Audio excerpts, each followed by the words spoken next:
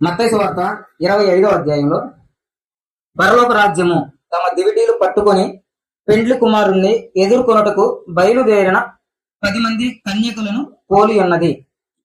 వీరిలో 5గురు బుద్ధి లేనివారు, 5గురు బుద్ధి గలవారు. వారందరూ కొనికి నిద్రించుచుండిరి.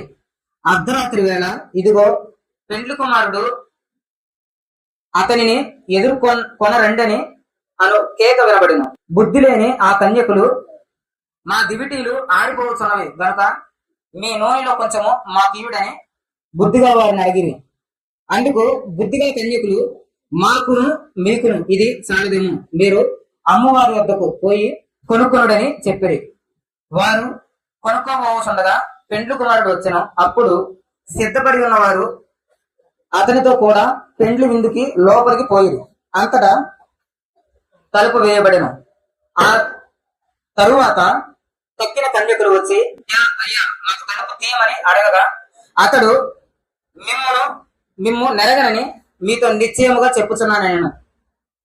ఆ దినమైనను గడి అయినను మీకు తెలియదు కనుక మెలుగుగా ఉండుడి. పరలోక రాజ్యం దేవుడు ఉండే ప్రదేశానికి కొంతమంది బయలుదేరారు. ఎలా బయలుదేరారు?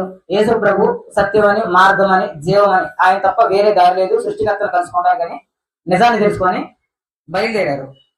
ఈ బయలుదేరినటువంటి జనాల్లో కొంతమంది ఏ విధంగా క్రైస్తవులుగా బ్రతకాలి, ఏ విధంగా దేవుని దగ్గరికి వెళ్ళడానికి కావలసినటువంటి గుణాలు సంతరించుకొని ఉండాలి అని కొంతమంది వెతికారు. వీళ్ళు ఆ గుణాలు, ఆ లక్షణాలన్నీ సంపాదించుకున్నారు. చెడ్డదాన్ని విడిచిపెట్టారు. పరిశుద్ధంగా రూపాయలు ఉన్నా లేకపోయినా, ఉంటే తింటాం, లేకపోతే అలా కొనుక్కోతాం. మమ్మల్ని అయితే ఆకలితో కొనుక్కోలేవాడు కదా దేవుడు చెప్పినట్టు నేను బ్రతుకుతున్నప్పుడు, మామూలుగా నేను బ్రతికే రోజులోనే నాకు అది లేదు ఇది లేదు ఏడ్చాను. కానీ ఈ ప్రపంచాన్ని చేసిన దేవుడి దగ్గర నేను వచ్చినప్పుడు నాకు ఏదో పదవి ఉండిద్ది. కాబట్టి ఈ తిండి కోసం ఎందుకు నేను అబద్ధం ఆడాలి, ఎందుకు పాపం చేయాలి, ఎందుకు ఈ లోకంలో మోసం చేయాలి, లేకపోతే తప్పుడు మార్గాలు తొక్కాలి. కాబట్టి ఈ తిండి కోసం నేను పాపం చేయను. నేను పరిశుద్ధమైన దేవుడిని నమ్ముకున్నాను. కాబట్టి ఈ శ్రమైన, హింస అయినా, కష్టమైన, కరువైనా ఏదైనా సరే నా ప్రభు కోసం నీతిగా బ్రతుకుతాను అనేవాళ్ళు మొట్టమొదట ఇవన్నీ సంపాదించుకొని పాపం లేకుండా 5గురు కన్యకులు రెడీ గుమ్మ దగ్గర ఉన్నారు. మిగతా 5గురు చర్చికి వస్తున్నారు. పాటలు అంటున్నారు. అది చెప్తూ కాకపోతే వాకింగ్ కూడా చెప్తున్న పాస్టర్లు కూడా ఉన్నారు. పాస్టర్లు ఉన్నారు, సంఘ సభ్యులు ఉన్నారు, సంఘ పెద్దలు ఉన్నారు, పోషకారులు ఉన్నారు, డబ్బులు చూసుకుంటే ఉన్నారు. చాలా వీళ్ళందరూ ఈ 5గురులో ఉన్నారు. వీళ్ళు ఏం చేశారంటే చర్చికి వస్తున్నాం, ప్రపంచానికి కనబడుతుంది మంచి వాళ్ళు. విజయవాడ వరదలో సహాయం చేశాం, 100 ఫోటోలు తీసుకున్నాం, అందరికీ చూపించాం, లేదు మంచోడిని. తర్వాత మేము పాటలు పాడుతున్నాం, విద్యార్థనం అని మర్చిపోయి ఇదంతా ఇక్కడ తెల్ల బట్టలు వేసుకున్న దేవతలో ఉంటారు. ఒక్కసారి ఇంటికి కానీ పర్సనల్ జీవితాల్లోకి వెళితే పంతులు కూడా సరిపో, వాళ్ళని చూసి అంత చిన్న తీసుకుంటున్నారు. భక్తులు, మూఢ భక్తులు ఎక్కడ వరకే, చర్చి ఆ గేట్ వరకే. బయటికి వెళ్తే దేవుడు అంటే మాకు తెలియదు అన్నట్టు బ్రతుకుతారు. ఎవరైనా రేషన్ కార్డు పీకేస్తానన్నారు అనుకోండి, యేసుప్రభుని నమ్ముకొని ఉంటే ఆయన ఎవరైనా నేను తెలియని అడుగుతారు. అదవుతుందా? కాళ్ళు నొప్పి వచ్చింది అనుకో, ఎందుకు ప్రభు నాకు ఇలా చేసామని అడుగుతారు. ప్రతి దాంట్లో గొడవడే, ప్రతి దాంట్లో సనుగుడే. అవిశ్వాసులు, విశ్వాసం లేని వాళ్ళు, వీళ్ళు ప్రభువుని లక్ష్య పెట్టలేదు, అలక్ష్యం చేసి పాపంలో పాల్వారయ్యారు. అట్టివారు దేవుడి మహిమని జంతువులకి, మనుషులకి ఏదో వాడు గొప్ప వీడు గొప్ప, వాడు న్యాయవంతురా, వీడు న్యాయవంతురా, మా వంశం అంత గొప్ప వంశం లేదు, మా ఇంటి పేరు ఇంకో ఇంటి పేరు లేదు, మా ఊళ్ళు అంతా, మా ఊళ్ళు ఎంత అని ఇక అదే తనకు మారలా, జీవితం మారలా. చర్చికి వస్తున్నారు. ఇంతకుముందు ఇంకో దగ్గరికి వెళ్ళేవాళ్ళు ఇప్పుడు ఎక్కడికి వస్తున్నారు? ఏమి మారలా. బయట జీవితం బయటే, ఇక్కడ జీవితం ఎక్కడే అన్నట్టు బ్రతుకుతున్నారు. వీళ్ళు పైన ముందు చెప్పిన బుద్ధిమంతులు సంపాదించుకొని ఏం సంపాదించుకోవాలి.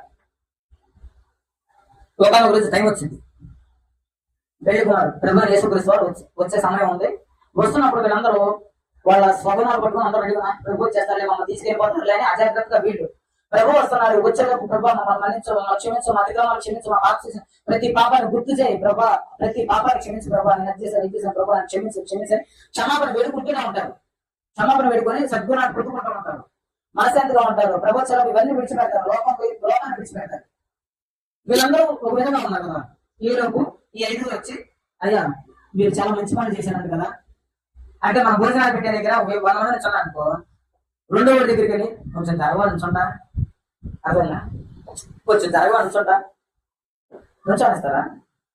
సరైన వాళ్ళైతే నుంచోనవాడు, నువ్వు నోరు మూసుకొని వెనక్కి వెళ్తావా అని అడుగుతారు. అవునా?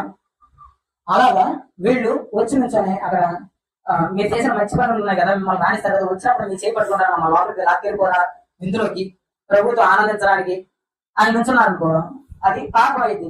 నువ్వు పోను నేను పోను. ఎందుకంటే పాపాలన్నీ అగాధాన్ని తేటగా చూస్తున్న దేవుడికి మనుషుల హృదయం మరి తేటగా చూస్తాడు కదా అని లేఖనాలు చెప్తున్నాయి. ఏంటంటే మట్టి మీరు ఎంత లోతుగా చూస్తారు చెప్పండి? మట్టిని చూడగలరు లోతుగా? ఏమి కనిపిస్తుంది? పైన బండ, దాని మీద దుమ్ము కనబడుతున్నారు. పాతాళం అంటే భూమి అయిపోయి కిందకి వెళ్తే ఎక్కడికి చూస్తో అక్కడ వరకు ఆయన కళ్ళు అంత తేట కనబడుతున్నాయంట. భూమి మొత్తం కనబడుతున్నాడు అడుగున. పాతాళాన్ని అగాధాన్ని మహా అగాధాన్ని 12 కిలోమీటర్లు మనం చేయగానే అక్కడ వెళ్ళగలిగిందంట గజ్జ వేసుకుంటూ. అంత మించి లోపలికి వెళ్ళలేకపోయిందంట. భూమి ఎంత లోతుందో చెప్పడానికి వెళ్ళలేకపోయిందంట 12 కిలోమీటర్లు. దాన్ని దూరికి ఇంకా మరి పాతాళ అగాధాలు అవ్వబడింది. ఎందుకంటే తయారు చేసినాడు కదా, అక్కడికి చూస్తున్నాడంట. అగాధంగా చూసే దేవుడు అంట మనుషుల హృదయం, నా హృదయాన్ని, నా ఆత్మలో ఉన్న ఆలోచనని మరి తేటగా చూస్తారు కదా. కనబడతానా? వేషంగా కనబడుతుంది. లోపల ఏం మాట్లాడుకున్నాను ఆయనకి తెలిసింది. కాబట్టి నువ్వు నా చేయి పట్టుకొని నాతో పాటు టక్మల్లా కదా గ్యాప్ ఉండదు, అలా చూస్తారు బయటికి. అవలేదుగా మరేదో గడ్డి అంటారు. వాళ్ళు చూస్తే నువ్వు నాకు అయిపోతావు, నిన్ను అన్యాయంగా లాక్కెళ్ళాలనుకున్న దురుద్దేశం చేత నేను నాకుపోతా, నెట్టేస్తారు, ఉంచారు. ఇలాగా బుద్ధిమంతులు, బుద్ధి లేని వాళ్ళు సంఘంలో ఉన్నారు. వాళ్ళు పాస్టర్ల రూపంలో ఉన్నారు, విశ్వాసుల రూపంలో ఉన్నారు, ఇంకోటి రూపంలో ఉన్నారు, ప్రజల రూపంలో ఉన్నారు, చాలా మంది జనాల రూపంలో ఉన్నారు. వీళ్ళందరూ వాళ్ళ ప్రభు దగ్గరికి వెళ్తారు. ప్రభు దగ్గరికి వెళ్ళిన తర్వాత వీళ్ళు మాకు మంచి లేదని తెచ్చుకున్నామని ఇంకా సంపాదించిన లోపలికి వస్తారు. ఈ లోపు ప్రభు వచ్చేస్తారు. సమయం లేదు ఇంకా.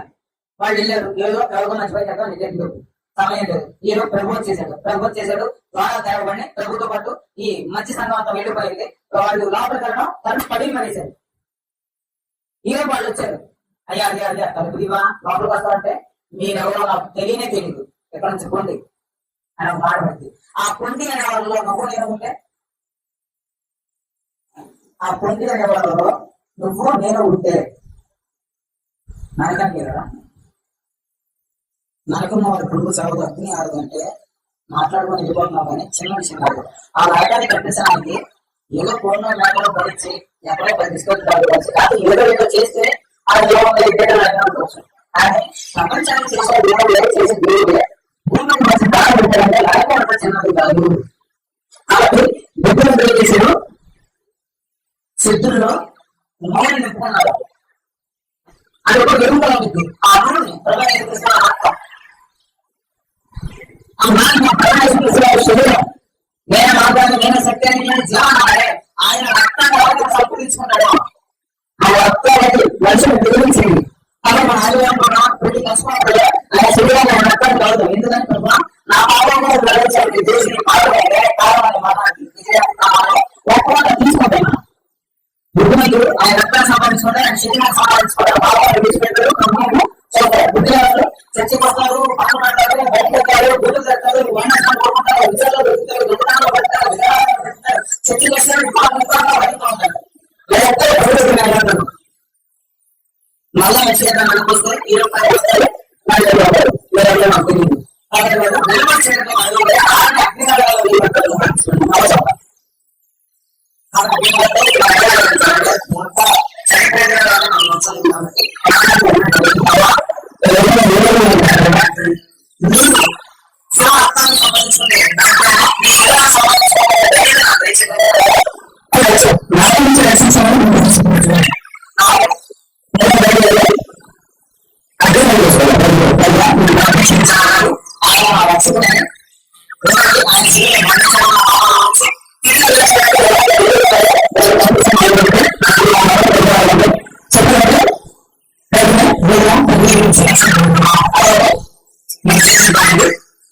మంచి